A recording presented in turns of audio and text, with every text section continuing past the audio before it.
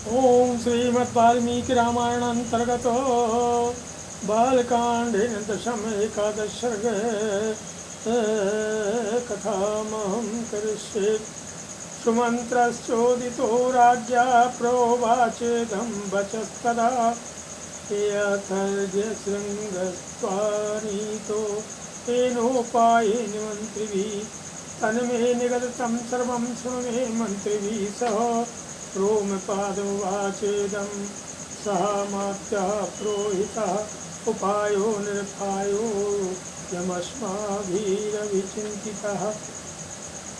तो राजा की आज्ञा पाकर के उस समय सुमंत्र ने इस प्रकार कहना आरंभ किया कि हे राजन, रोमपाद के मंत्रियों ने ऋषिशृंग को वहाँ जिस प्रकार और जिस उपाय से बुलाया था वह सब मैं बता रहा हूँ। आप मंत्रियों सहित मेरी बात सुनिए। उस समय अमात्यों सहित पुरोहित ने राजा रोमपाद से कहा, महाराज, हम लोगों ने एक उपाय सोचा है। इसे काम में लाने से किसी भी विघ्न बाधा के आने की संभावना नहीं है। कि ऋषिशृंगो वनचरस्तपः स्वाध्याय संयुतः अनभिज्ञस्तु नारीणां विषयाणां सुखस्य च इंद्रियार्थैः अभिमतैः नरचित्तप्रमाथिभिः कुर्माणाय यश्यामः क्षिप्रं चाद्यवशीयताम्।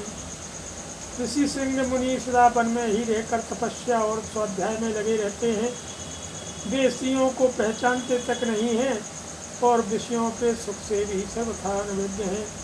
हम मनुष्यों के चित्त को मत डालने वाले मनोवांछित विषयों का प्रलोभन देकर उन्हें अपने नगर में ले आएंगे तथा इसके लिए शीघ्र प्रयत्न किया जाए। कि गणिकास्तत्र गच्छन्तु रूपवत्यः स्वलङ्कृता त्रिलोक्य विविधोपायैः प्राणेष्यन्ति सत्कृताः। श्रुत्वा तथेति राजा च युक्तिवाचि पुरोहितो मन्त्रिणश्च तदा चक्रुश्चिते तथा। पारमुख्यासु तच्छ्रुत्वा वनं प्रविशुर्महत् आश्रमस्याभिदूरेऽस्मिन् यत्नं कुर्वन्ति दर्शने। कहने लगे कि यदि सुंदर आभूषणों से विभूषित मनोहर रूप वाली वेश्याएं वहाँ जाएं तो वे भांति भांति के उपायों से उन्हें लुभाकर इस नगर में ले आएंगी तथा इन्हें सत्कार पूर्वक भेजना चाहिए। ये सुनकर के राजा ने पुरोहित को उत्तर दिया, बहुत अच्छा, आप लोग ऐसा ही करें। आज्ञा पाकर पुरोहित और मंत्रियों ने उस समय वैसी ही व्यवस्था की। तब नगर की मुख्य मुख्य वेश्याएं राजा का आदेश सुन करके उस महान वन में गईं और मुनि के आश्रम में थोड़ी ही दूर पर ठहरकर उनके दर्शन का उद्योग करने लगीं। कृषे पुत्रस्य धीरस्य नित्यमाश्रम वासिनः पितुः सा नित्य संतुष्टो नाति चक्रामि चाश्रमात्। न तेन जन्मप्रभृति दृष्टपूर्वं तपस्विना स्त्री वा पुमान् वा यच्चान्यत् सत्त्वं नगरराष्ट्रियम्। ततः कदाचित् तं देशमाजगाम यद्रक्षया विभाण्डकसुतस्तत्र ताश्चापश्यते वराङ्गनाः। मुनि कुमार ऋषि श्रृंग बड़े ही वीर स्वभाव के थे, सदा आश्रम में ही रहा करते थे। उन्हें सर्वदा अपने पिता के पास रहने में ही अधिक सुख मिलता था, अतः वे सभी कभी आश्रम के बाहर नहीं निकलते थे। उन तपस्वी ऋषि कुमार ने जन्म से लेकर उस समय तक पहले कभी न तो कोई स्त्री देखी थी और न पिता के सिवा दूसरे किसी पुरुष का ही दर्शन किया था। नगर या राष्ट्र के गांव में उत्पन्न हुए दूसरे प्राणियों को भी वे नहीं देख पाए थे। इसके बाद एक दिन विभाण्डक कुमार ऋषिशृंग अकस्मात घूमते फिरते उस स्थान पर चले आए जहाँ वे वेश्याएं ठहरी हुई थीं। उन्होंने उन सुंदरी वनिताओं को देखा पिताश्चित्रवेखाः प्रमदा गायन्त्यो मधुरस्वरम् ऋषिपुत्रमुपागम्य सर्वा वचनं ब्रुवन् कस्त्वं किं वर्तसे ब्रह्मन् ज्ञातुमिच्छामहे वयम् एकस्त्वं विजिने दूरे वने चरसि संशयनः अदृष्टरूपास्तास्तेन काम्यरूपा वने स्त्रिया हार्दातस्य मतिर्ज्ञाता आख्यातु पितरं स्वकं पिता विभाण्डको अस्माकं तस्याहं श्रुतयोरिषः ऋषिशृङ्गितख्यातं नाम कर्म च वे भुवि। तो उन प्रमदाओं का वेश बड़ा ही सुंदर और अद्भुत था। वे मीठे स्वर में गा रही थी। ऋषि कुमार को आया देख सभी उनके पास चली आई और इस प्रकार पूछने लगी, हे ब्रह्मन, आप कौन हैं, क्या करते हैं तथा इस निर्जन वन में आश्रम से इतनी दूर आकर अकेले क्यों विचर रहे हैं, ये हमें बताइए।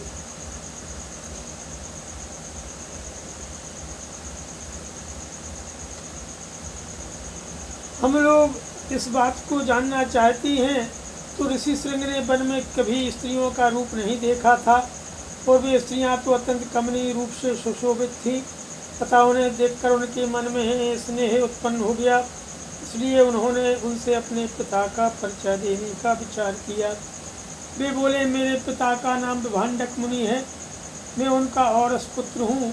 मेरा ऋषि श्रृंग नाम और तपस्या आदि कर्म इस भूमंडल में प्रसिद्ध है। देहाश्रम पदोऽस्माकं समीपे शुभ दर्शना करिष्ये गोत्र पूजां वै सर्वेषां विधि पूर्वकं। ऋषि पुत्र वचः श्रुत्वा सर्वासां मतिराश वै तदाश्रम पदं द्रष्टुं जगमुः सर्वास्ततोऽन्विनः। गतानां तु ततः पूजां ऋषिपुत्रश्चकारः इदमर्घ्यमिदं पाद्यमिदं मूलं फलं च नः। यहाँ पास ही मेरा आश्रम है।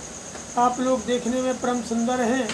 आप मेरे आश्रम पर चलें, वहाँ मैं आप सब लोगों की विधिपूर्वक पूजा करूँगा। तो ऋषि कुमार की बात सुन करके सब उनसे सहमत हो गईं। फिर वे सब सुंदरी स्त्रियां उनका आश्रम देखने के लिए वहां गईं। वहां जाने पर ऋषि कुमार ने यह अर्घ्य है, यह पाद्य है तथा यह भोजन के लिए फल मूल प्रस्तुत है, ऐसा कहते हुए उन सब का विधिवत पूजन किया।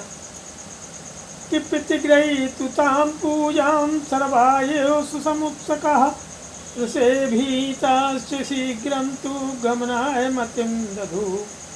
अस्माकमपि मुख्यानि फलानि इमानि हेतुयो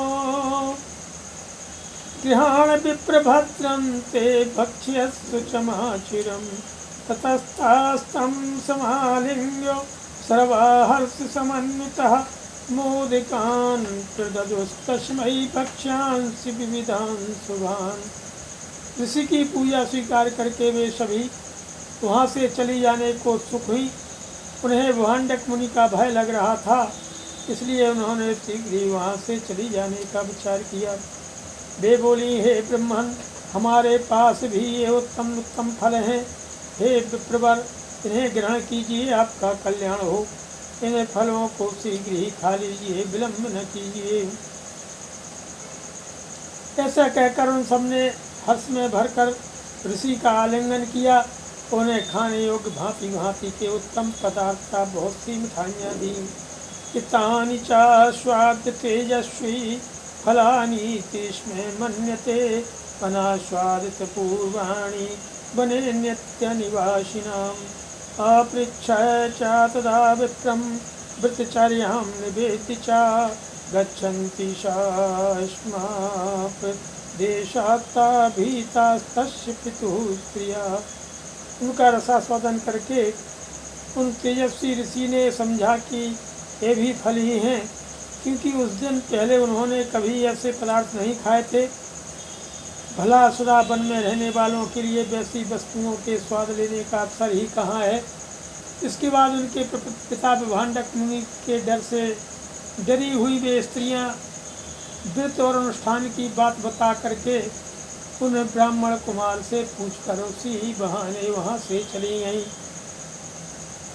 कि गताशुताशु सर्वाशु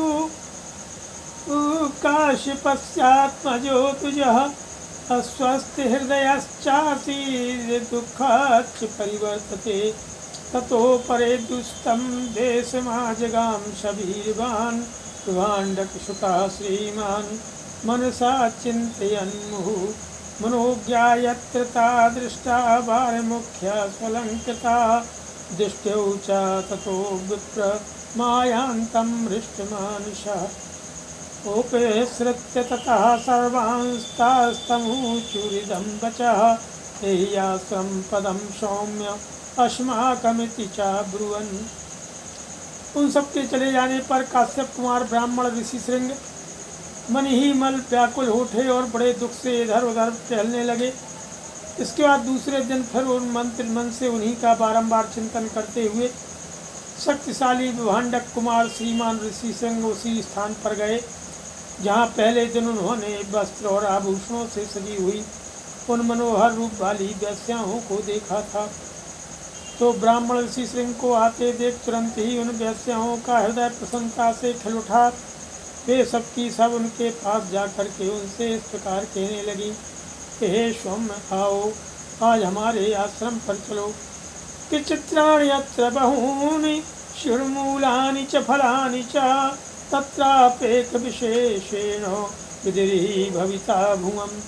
श्रुत्वा तु वचनं तासां सर्वासां हृदयङ्गमं गमनाय मतिं चक्रे तं च निन्युस्तथा स्त्रियः। यद्यपि यहाँ नाना प्रकार के फल मूल बहुत मिलते हैं, फिर भी वहाँ भी निश्चय ही इन सब का विशेष रूप से प्रबंध हो सकता है।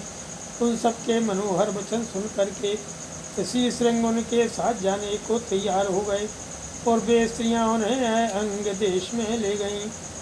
तत्र चानीयमाने तु विप्रे तस्मन् महात्मनि भवर सहसा देवो जगत प्रह्लादयं तदा। वर्षेणैवागतं विप्रं तापसं स नराधिपः इत्युद्गम्य मुनिं प्रहुआ शिरसा च महीं गतः। तो उन महात्मा ब्राह्मण के अंग देश में आते ही इंद्र ने संपूर्ण जगत को प्रसन्न करते हुए सहसा पानी बरसाना आरंभ कर दिया। वर्षा से ही राजा को अनुमान हो गया कि वे तपस्वी ब्राह्मण कुमार आ गए। फिर बड़ी विनय के साथ राजा ने उनकी जो है अगवानी की और पृथ्वी पर मस्तक टेक कर उन्हें साष्टांग प्रणाम किया।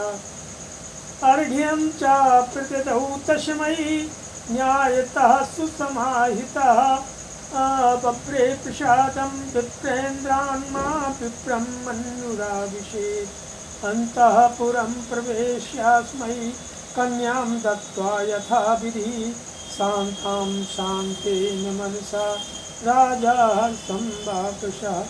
एवं स निवसत तत्र सर्वकामैः सुपूजितः ऋषिसिंहो महातेजः शान्तया सहभार्यया। फिर एकाग्रचित होकर के उन्होंने ऋषि को अर्घ्य निवेदन किया तथा उन विप्र शिरोमणि से वरदान मांगा कि हे भगवान, आप और आपके पिताजी का कृपा प्रसाद मुझे प्राप्त हो। ऐसा उन्होंने इसलिए किया कि कहीं कपट पूर्वक यहाँ तक लाए जाने का रहस्य जान लेने पर ब्राह्मण श्रेष्ठ ऋषि श्रृंग अथवा विभांडक मुनि के मन में मेरे प्रति क्रोध न हो जावे। इसके बाद ऋषि श्रृंग को अंतापुर में ले जा करके उन्होंने शांत चित्त से अपनी कन्या शांता का उनके साथ विधि पूर्वक विवाह कर दिया। ऐसा करके राजा को बड़ी प्रसन्नता हुई। इस प्रकार महातेजस्वी ऋषि श्रृंग राजा से पूजित हो करके संपूर्ण मनोवांछित भोग प्राप्त करके अपनी धर्मपत्नी शांता के साथ वहाँ रहने लगे। श्रीमद् रामायणे वाल्मीकि आदि काव्ये बालकांडे संसर्गः नमस्ते कर्सर्गः नमः। भूपयो हि राजेन्द्र शृणु मे वचनं हितं तथा स देवप्रवरः कथयामास बुद्धिमान्। इक्ष्वाकूणां कुले जातो भविष्यति सुधार्मिका नाम्ना दशरथो राजा श्रीमान सत्य प्रतिष्ठवा। इसके बाद सुमंत्र ने फिर से कहा कि हे राजेंद्र, आप पुनः मुझसे अपने हित की बात सुनिए, जिसे देवताओं में श्रेष्ठ बुद्धिमान सनत कुमार जी ने ऋषियों को सुनाया था। उन्होंने कहा था, इक्ष्वाकु वंश में दशरथ नाम से प्रसिद्ध एक परम धार्मिक शत प्रतिज्ञ राजा होंगे कि अंगराजेन सख्यम च तस्राज्ञो भविष्यति कन्या चास्य महाभागा शांतानां भविष्यति पुस्तस्त्वंगस्राज्ञस्तु रोमपादितिश्रुतः तं च राजा दशरथो गमिष्यति महायशः अनपत्योऽस्मि धर्मात्मन् शान्ता भर्ता मम कृतुम् आहरेत त्वया ज्ञप्तः सन्तानार्थां कुलस्य च। श्रुत्वा राज्ञो एतद्वाक्यं मनसा सह विचिन्त्य च प्रदास्यते पुत्रवन्तं शांता भर्तारमात्मवान। तो उनकी अंगराज के साथ मित्रता होगी और अंगराज के एक परम सौभाग्यशालिनी कन्या होगी जिसका नाम होगा शांता। अंग देश के राजकुमार का नाम होगा रोमपाद। महायशस्वी राजा दशरथ उनके पास जाएंगे और कहेंगे, हे धर्मात्मन, मैं संतानहीन हूँ, यदि आप आज्ञा दें तो शांता के पति ऋषि सिंह मुनि चलकर मेरा यज्ञ करा दें, इससे मुझे पुत्र की प्राप्ति होगी और मेरे वंश की रक्षा हो जाएगी। राजा की बात सुनकर के मन ही मन उस पर विचार करके मनस्वी राजा रोमपाद शांता के पुत्रवान पति को उनके साथ भेज देंगे। पिप्रतिक्रये च तं विप्रं स राजा विगतज्वरः आहरिष्यति तं यज्ञं प्रहस्तेनान्तरात्मना। तं च राजा दशरथो शस्कामः कृताञ्जलिः ऋष्यशृङ्गं द्विजश्रेष्ठं वरिष्यति धर्मवितो। यज्ञार्थं पशुवार्थं च स्वर्गार्थं च नरेश्वरः लभते च सतं कामं द्विजमुख्यादिशां पति। इसके बाद ब्राह्मण ऋषि सिंह को पाकर के राजा दशरथ की सारी चिंता दूर हो जाएगी और वे प्रसन्न चित्त होकर के उस यज्ञ का अनुष्ठान करेंगे। यज्ञ की इच्छा रखने वाले धर्मज्ञ राजा दशरथ हाथ जोड़ करके ब्राह्मण श्रेष्ठ ऋषि सिंह का यज्ञ पुत्र और स्वर्ग के लिए वर्ण करेंगे तथा वे प्रजापालक नरेश श्रेष्ठ ब्रह्मर्षि से अपनी अभीष्ट वस्तु प्राप्त कर लेंगे कि पुत्राश्चास्य भविष्यन्ति चत्वारो मिति विक्रमा वंश प्रतिष्ठानकरः सर्वभूतेषु विश्रुतः। एवं सा देव प्रवरः पूर्वं कथितवान् कथां सनत्कुमारो भगवान् पुरा देव युगे प्रभु। राजा के 4 पुत्र होंगे जो अप्रमेय पराक्रमी वंश की मर्यादा बढ़ाने वाले और सर्वत्र विख्यात होंगे। महाराज, पहले सतयुग में शक्तिशाली देव प्रवर भगवान सनत कुमार जी ने ऋषियों के समक्ष ऐसी कथा कही थी।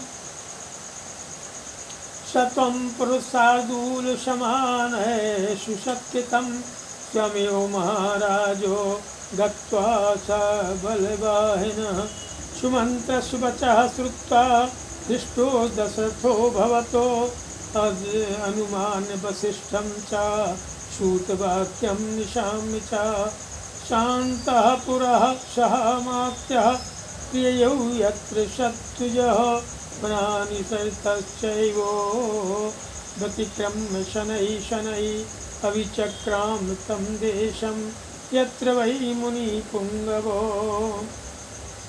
पुरुष सिंह महाराज, इसलिए आप स्वयं ही सेना और सवारियों के साथ अंग देश में जाकर के मुनि कुमार ऋषि सिंह को सत्कार पूर्वक यहाँ ले आइए। सुमंत्र का वचन सुनकर के राजा दशरथ को बड़ा हर्ष हुआ। उन्होंने मुनिवर वशिष्ठ जी को भी सुमंत्र की बातें सुनाई और उनकी आज्ञा लेकर के निवास की रानियों तथा मंत्रियों के साथ अंग देश के लिए प्रस्थान किया, जहाँ विप्रवर ऋषि सिंह निवास करते थे। मार्ग में अनेकानेक वनों नदियों को पार करके वे धीरे धीरे उस देश में जा पहुँचे जहाँ मुनिवर श्रृंग विराजमान थे। आशादितं तुजिश्रेष्ठं रोमपादशमीपिगं ऋषिपुत्रं ददर्शार्थो दीप्यमानविवालनं।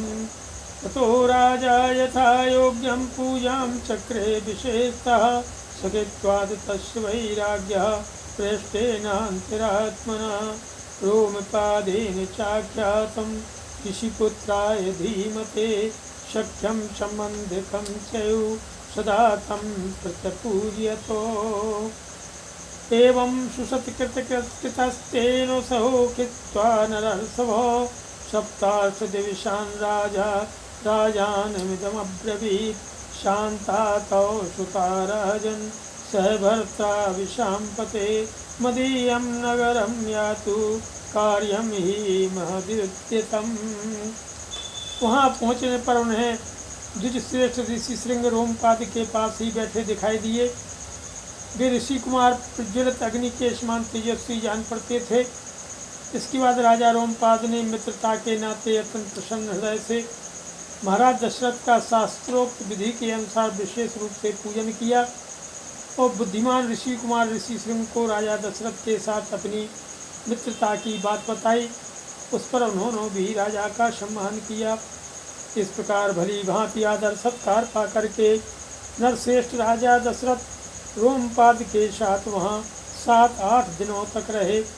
इसके बाद वे अंगराज से बोले, प्रजापालक नरेश, तुम्हारी पुत्री शांता अपने पति के साथ मेरे नगर में पदार्पण करे, क्योंकि वहाँ एक महान आवश्यक कार्य उपस्थित हुआ है। तथेति राजा संश्रुत्य गमनं तस्य धीमतः उवाच वचनं विप्रं गच्छ त्वं सह भार्यया। ऋषिपुत्रः प्रतिश्रुतो तथेत्याह नृपं तदा स नृपेणाभ्यनुज्ञातः प्रियौ सह भार्यया। तावन्योन्याञ्जलिं कृत्वा स्नेहात् संलिश्य चोरषा ननन्दतुर्दशरथो रोमपादस्य वीरवान् तथा सहृदयमापृच्छय प्रसितो रघुनंदन। राजा रोमपाद ने बहुत अच्छा कह करके उन बुद्धिमान महर्षि का जाना स्वीकार कर लिया और ऋषि श्रृंग से कहा, हे विप्रवर, आप शांता के साथ महाराज दशरथ के वहाँ आ जाइए। राजा की आज्ञा पा करके उन्हीं ऋषि पुत्र ने तथास्तु कहकर राजा दशरथ को अपने चलने की स्वीकृति दे दी। राजा रोमपाद की अनुमति लेकर के ऋषि श्रृंग ने पत्नी के साथ वहाँ से प्रस्थान किया। उस समय शक्तिशाली राजा रोमपाद और दशरथ ने एक दूसरे को हाथ जोड़कर स्नेहपूर्वक छाती से लगाया तथा अभिनंदन किया। फिर मित्र से विदा ले रकुल नंदन दशरथ वहाँ से प्रस्थान कर गए। कि पौरेषु प्रेषयामास दूतान् वै शीघ्रगामिनः प्रियतां नगरं शरवं क्षिप्रमेव स्वलङ्कृतं धूपितं शक्तिसंभ्रष्टं पताकाभिलङ्कृतं तथा पृष्टः पौरास्ते श्रुत्वा राजानमागतं तथा चक्रुश्च ततः सर्वं राज्ञायत प्रेषितं तदा। उन्होंने प्रवासियों के पास अपने शीघ्रगामी दूत भेजे और कहलाया कि समस्त नगर को शीघ्र ही सुसज्जित किया जाए, सर्वत्र धूप की सुगंध फैले, नगर की सड़कों को झाड़ पुझाड़ कर उन पर पानी का छिड़काव कर दिया जाए तथा सारा नगर ध्वजा पताकाओं से अलंकृत हो। राजा का आगमन सुन करके प्रवासी बड़े प्रसन्न हुए। महाराज ने उनके लिए जो संदेश भेजा था उसका उन्होंने उस समय पूर्ण रूप से पालन किया। ततः स्वलंकृतं राजा नगरं प्रविवेशः शङ्खदुन्दुभिर्नरेहादै पुरस्कृत्वा द्विजर्षभं ततः प्रमुदिताः सर्वे दृष्ट्वा वै नागराद्विजं प्रवेशमानं सत्कृतो नरेन्द्रेणेन्द्रकर्मणा यथा दिवि सुरेन्द्रेणो सहस्राक्षेण काश्यपम्। इसके बाद राजा दशरथ ने शंख और दुंदुभी आदि वाद्यों की ध्वनि के साथ ब्राह्मण श्रेष्ठ ऋषि श्रृंग को आगे करके अपने सजे सजाए नगर में प्रवेश किया। उन ब्राह्मण कुमार का दर्शन करके सभी नगर निवासी बहुत प्रसन्न हुए। उन्होंने इंद्र के समान पराक्रमहीन नरेंद्र दशरथ के साथ पुरी में प्रवेश करते हुए ऋषि श्रृंग का उसी प्रकार से जो है सत्कार किया जैसे देवताओं ने स्वर्ग में सहस्त्राक्ष इंद्र के साथ प्रवेश करते हुए कश्यप नंदन वामन जी का समादर किया था। कियन्तःपुरं प्रवेशयिनं पूजां कृत्वा च शास्त्रतः कृतकृत्यं तदात्मानं मेने तस्योपवाहिना अन्तः प्राणि सर्वाणि शान्तं दृष्ट्वा तथागतां सह भद्रा विशालाक्षीं प्रीत्यानन्दमुपागमन् पूज्यमाना तु ताभिः साराज्ञा च विशेषतः उवास तत्र सुखिता कंचित कालम सहद्विजाः। ऋषि को अंतापुर में ले जाकर के राजा ने शास्त्र विधि के अनुसार उनका पूजन किया और उनके निकट आ जाने से अपने को कृतकृत्य माना। विशाल लोचना शांता को इस प्रकार अपने पति के साथ उपस्थित देख करके अंतापुर की सभी रानियों को बड़ी प्रसन्नता हुई। वे आनंदमग्न हो गईं। शांता भी उन रानियों से तथा विशेषता महाराज दशरथ के द्वारा आदर सत्कार पाकर के वहाँ कुछ काल तक अपने पति विप्रवर ऋषि श्रृंग के साथ बड़े सुख से रहीं। श्रीमद् रामायणे वाल्मीकि आदि काव्ये बालकांडे एकादश सर्गः। नमः। बोलो सियावर रामचंद्र।